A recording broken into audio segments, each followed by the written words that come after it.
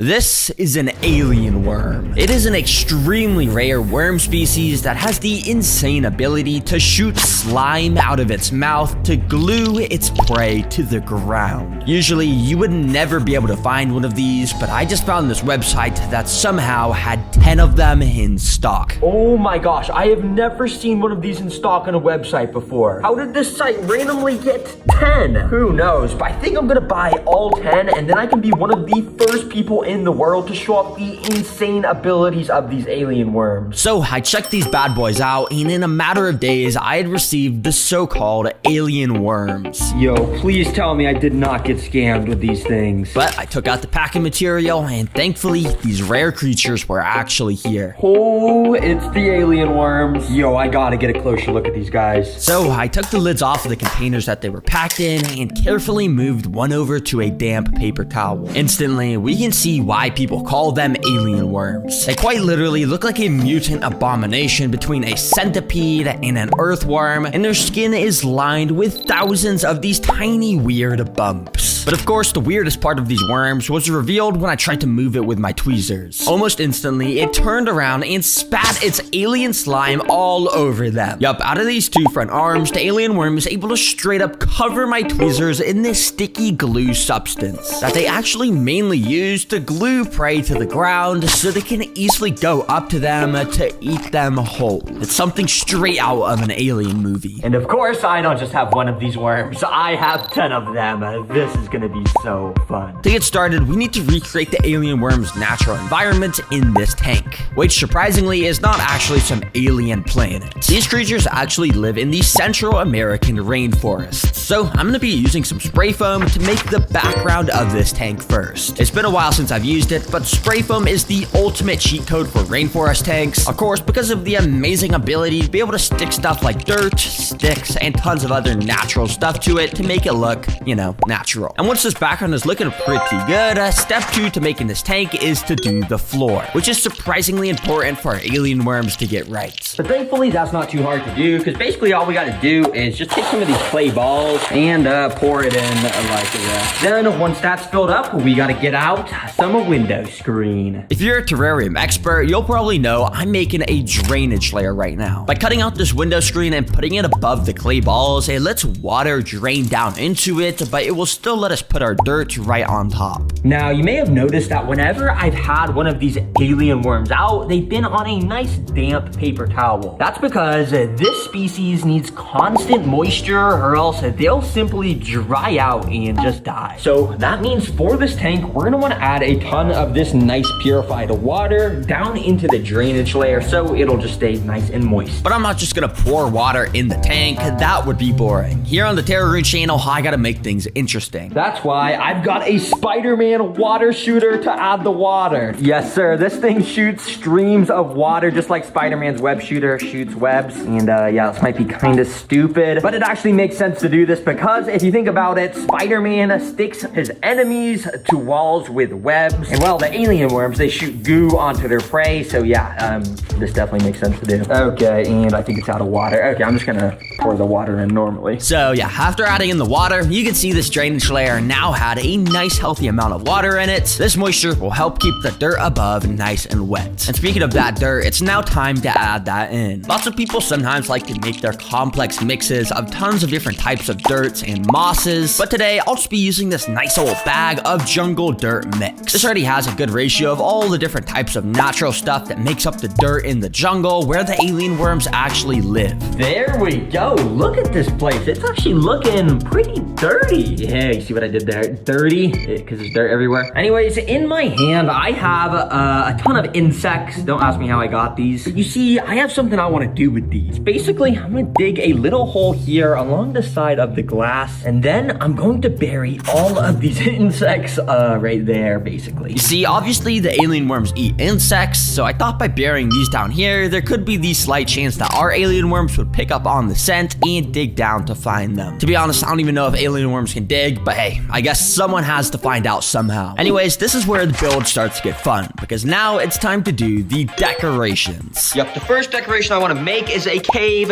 made out of rocks. But it's actually cool how you make it. Let me show you. Yeah, you may just think that we could just stack a bunch of rocks on each other and call it a cave. But in reality, there's a lot more that goes into it. What I actually had to do is buy these wooden skewer things and essentially start poking them into the background to make these little platforms for me to place rocks on top of. This essentially lets me create an arch shape out of all the rocks here that the alien worms will be able to walk under. Then we basically glue all these together with some more spray foam. Yep, since it's black, it blends in pretty well. And once I covered most of the excess spray foam with some more rocks and dirt, boom, the cave is done. All right, but this place is still looking pretty barren, so I figured it was time to finally start adding some color around with this nice moss. Not only is it super beautiful, but if we leave it alone for enough time, it'll completely grow over the whole tank in a bunch of greenery. Okay, for the next decoration, you guys might think it's stupid, but I think it's genius. It's this stuff. And if you don't know what this is, it is modeling clay. But trust me, I have a good purpose for it. Because if you take a look at it, you'll notice how it's super stringy and almost slimy looking when I pull it apart. Almost very similar to how the alien worm slime that they shoot looks like. So I thought it'd be pretty fitting to start just stretching this around parts of the background and other parts of the tank to basically make it look like there was a bunch of old dried up slime that these alien worms had shot around the tank. And of course, right now this stuff is still soft and could be bent in any way, but in a few hours the air will harden it up and make it non-toxic for our worms. Some people might say this just like made it look uglier, and I would kind of honestly have to agree, but also it just kind of adds character, so I think I'm gonna keep it. All right, then I just quickly added in some plants because, you know, nature has plants, so I figured this would just help the place look more natural. And finally, I just had one more decoration. Yes, sir, I got an alien statue to put inside. We'll put that right there. Yeah, I mean, we literally have one of the most alien creatures that exists on all of Earth, so it only makes sense to have this in here, so I'll always know what's in the tank. Now, before adding in our alien worms, there's one final thing we got to do, and that's to add life inside of here. And as you can see, I've got 3 different life forms here of different animals I'm gonna add inside. Let me get them inside. The first life form I'll be adding is very simple, but very effective. It's springtails. You almost certainly know them if you've seen my channel before, but in fact right here, I bought over 3,000 of these little guys that I'm going to release into the tank. Since we're gonna be keeping it so unbelievably moist, mold might start growing in the tank, but springtails eat mold, so it solves that problem. But I don't only have these boring bluish colored springtails, I also decided to buy a batch of exotic yellow springtails, which costed a lot more, but they looked a bit cooler, so it was definitely worth it in my eyes. Okay, but this next life form is going to blow your mind. Check out what is inside this box. Right in here, I've spent over $50 on a couple tiny little isopods. Isopods are a little type of bug that basically just keep your tanks clean, but I didn't buy just any regular old isopod. Say hello to the rubber ducky isopod. Yes, sir, these things cost like 100 times more than a regular one, because if you just look at the front of its body, it literally is yellow and has an orange beak just like a rubber ducky. So yeah, people thought this was cool and decided to just sell them for an absolute insane price. And honestly, I think they're worth it because they're super cute, and the fact that they keep our tank clean, I mean, that's just sick. Well, hopefully you guys enjoy your time in the tank. And hopefully the alien worms don't decide to eat you guys. That would kind of be sad. And now for our third and final life form. This one is extremely creepy because you see, recently my friend Flytrap Films uploaded a video about a weird alien mold that he discovered. In this video, he literally showed off how this mold is able to move on its own and literally eat decaying insects. And for some reason, he decided to send his alien mold to me. And hey, we're keeping alien worms, so I figured we may as well try and keep this weird alien mold stuff too, to see if it interacts with the worms in any weird way. So I went ahead and opened the package Flytrap Films had sent me, and inside I was kind of confused by what I saw. He had packed a dish full of these tiny pieces of paper with little yellow specks on them. Now, I'm pretty sure these yellow specks are the slime molds. And because they grow at a rapid pace, it shouldn't be very long until ours come alive. So I'm pretty sure to make this alien mold come alive, we literally just plop the specks of it on this little dish, just like that, and then we put this oat right on the other side, so they'll have something to eat. All right, let's see if these start moving. So yeah, I just left my camera recording and it only took about 30 minutes until one decided to wake up. Out of nowhere, this one at the bottom left started to pulsate its yellow body like crazy, and then it slowly started to grow off of the edge of the piece of paper it was on, and it started to walk towards the oat I had put inside. Yup, I have no clue how a literal mold is able to walk, let alone find food sources to swarm and eat, but after the mold got to eat a bit of this oat, it got enough energy to grow upwards towards the middle mold to merge with that and grow even stronger. Oh my gosh, I just woke up, guys, and look at this alien mold, what it's doing right now. Not only has it moved so much, but it's going to the other alien molds to like eat them. Nah. The alien slime mold kept merging around with more of the molds and eating more oats. And as I kept watching, unfortunately the dish kept getting all condensated and stuff, and basically blocked my view from getting all the interesting shots. But thankfully, we could still see some of the growth on the sides of the condensation, and you can see how active it was under there. Oh my gosh, guys, look at this alien mold. It is so crazy how much it is able to just completely devour these oats. And yeah, considering this thing started as a little tiny piece of mold and eventually got this big, it tells me that if it escapes into this tank, it might grow large enough to cover the entire thing. So, of course, I'll be going ahead and putting this alien mold in the cave like that, so it can continue growing. And of course, at the end of the video, I'll be seeing if the alien worms interact with it in any sort of weird way. Anyways, this tank is now completely finished and ready for our alien worms so we can learn all about them. All right, let's get these alien worms in. Now, if you remember, I was moving them with tweezers earlier, but that was causing them to spit their slime at me, which I don't want them to have to do in defense since it probably stresses them out. So instead, I'm gonna try and gather them up with this spoon so the squeezing doesn't spook them. So I went ahead and gathered them all up and scooped them all into their brand new enclosure. It's pretty cute watching them all be bunched up into a ball like this together. Apparently, a group of these alien worms is called a cuddle, which I think is pretty fitting. But as you can see, it didn't take very long for a few of them to start venturing off on their own to explore. Out of all the worms I had gotten, most of them were pretty decently sized, like this one. But as you can see, a few of them, like these two, were still super small babies. Which I'm not gonna lie, these guys are super cute, and I wonder which kind of prey they even eat and if they can shoot slime too. But yeah, I just think it's kind of stupid how each of these alien worms costed me $150. Even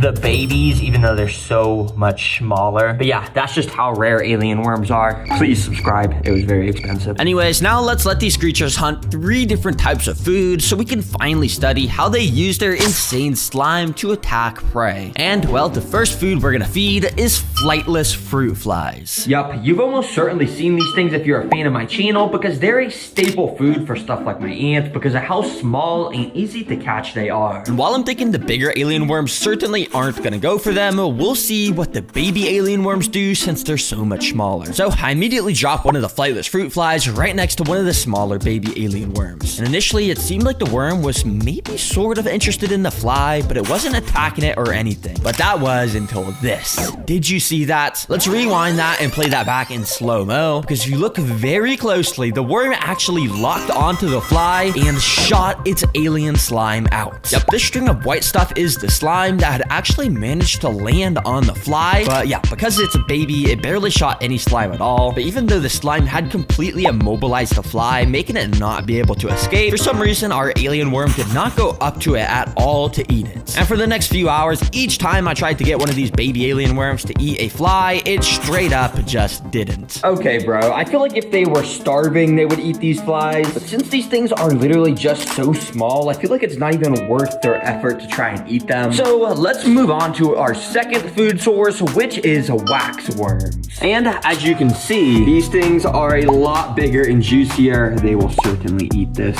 So I went ahead and located one of the larger alien worms and brought out one of the wax worms. You can see how the wax worm is essentially the same same size as our alien worm, so I was almost expecting nothing to happen here. That was until this, when the alien worm locked onto the prey and it shot its slimy glue out. Now, it didn't shoot out a crazy amount, but it was enough for it to start moving in and eating the prey. Alien worms are equipped with these crazy mouths that have little razors inside of them, so they can absolutely decimate whatever they need to eat. However, you can see how the waxworm was not cooperating at all and was squirming everywhere, making it impossible to eat. So the alien worm decided to shoot even more slime out, which let it get a way better grip, and yeah, it started to eat.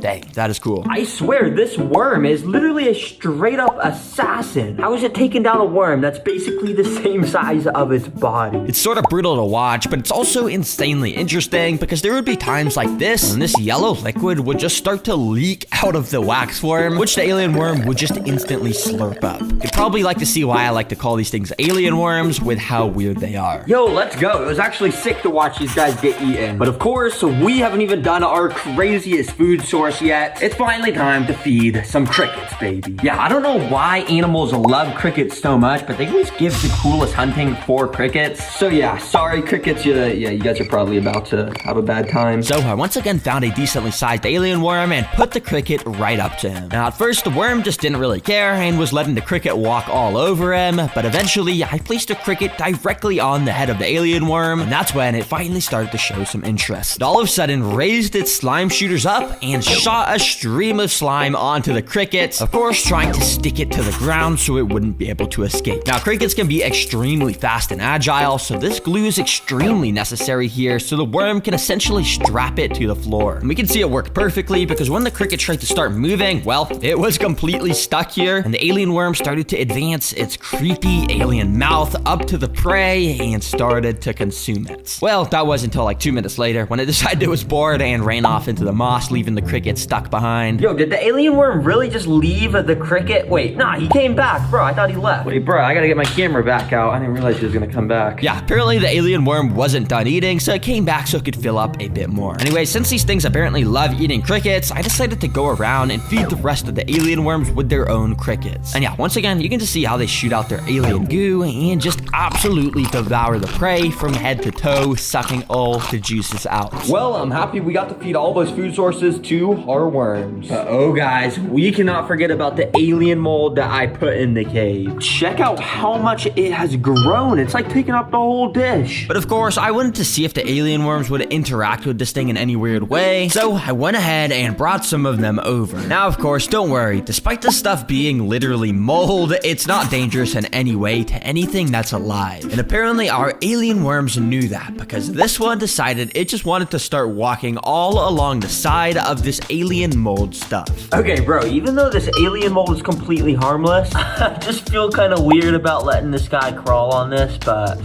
I mean, I guess it's fine. Dang, I wonder what it feels like to walk on that stuff. It's gotta feel weird. But yeah, nothing monumental happened. It was just kind of cool to see the alien worms be sort of interested in this mold. Well, anyways, thank you, Flytrap Films, for sending me this super cool alien mold. Let me know in the comments, guys, if you want me to keep growing it and maybe make another video about it in the future. Anyways, I hope you guys learned something new about these insane creatures that are the alien worms. So yeah, make sure to subscribe, and thanks for watching, and have a good day, guys. Bye-bye.